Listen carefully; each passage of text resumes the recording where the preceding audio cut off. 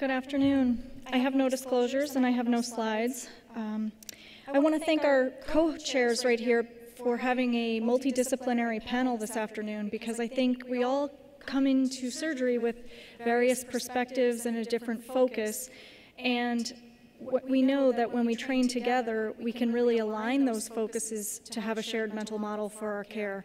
And so we know that that's really effective in a learning environment. So as with other cases, not only hernias, the nursing team works in collaboration with anesthesia and surgery providers to provide comprehensive care that's proactive rather than reactive. I'm sure from your perspective you might think it's not always so proactive, but it is aimed to be. So we're really trying to assess for any gaps that would be in that preoperative phase and catch them prior to coming in. You heard some of our colleagues who presented today speaking about the mid-level providers who are going to help set the tone for your patients in that pre-visit that they're having several weeks before their surgery.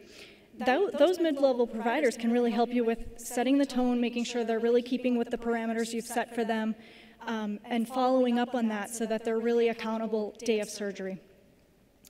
So the patient pre-assessment from a nursing standpoint, we're really looking at the level of anxiety, how best to plan our care, and then the understanding that they have from their informed consent. Sometimes they don't have as high of level as we'd hope they to have.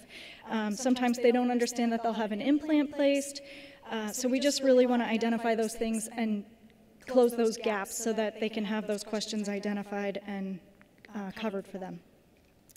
So we want to plan with the team. We are looking at the equipment and the implanting devices and anything else that we're going to need for the OR.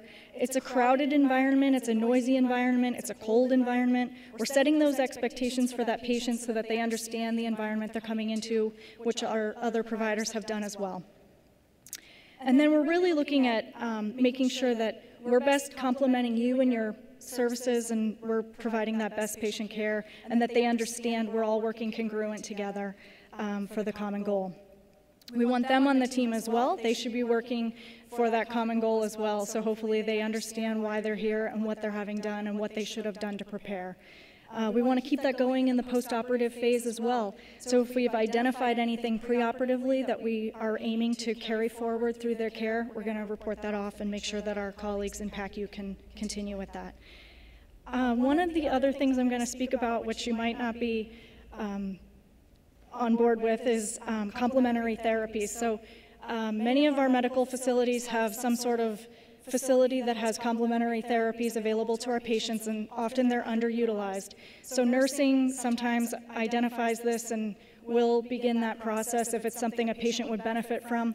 But certainly every provider along the chain should be looking at if it's something that a patient would benefit from. So different PT options, craniosacral therapy, Reiki therapy, different modalities that are less commonly thought of, but yet could really help this patient with their anxiety, their pain, and then post-operatively as well. So we're really trying to keep the noise, the environment, and all of the practices that the patient has preferred to carry forward in the OR suite in that phase of care, and make sure that that's happening, and then carry it forward going into the post-operative phase of care.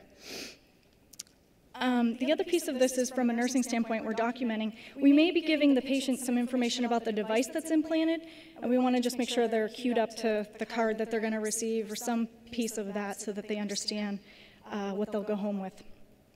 And then the last piece of this is the post-operative care. So again, carrying forward any plan that was brought forward so that we have a continuity of care, making sure that the patient receives the documentation and the records that they're going to need that are reflective of what took place. And then if there was any complementary therapies that we identified that would help that patient, carrying those forward as well.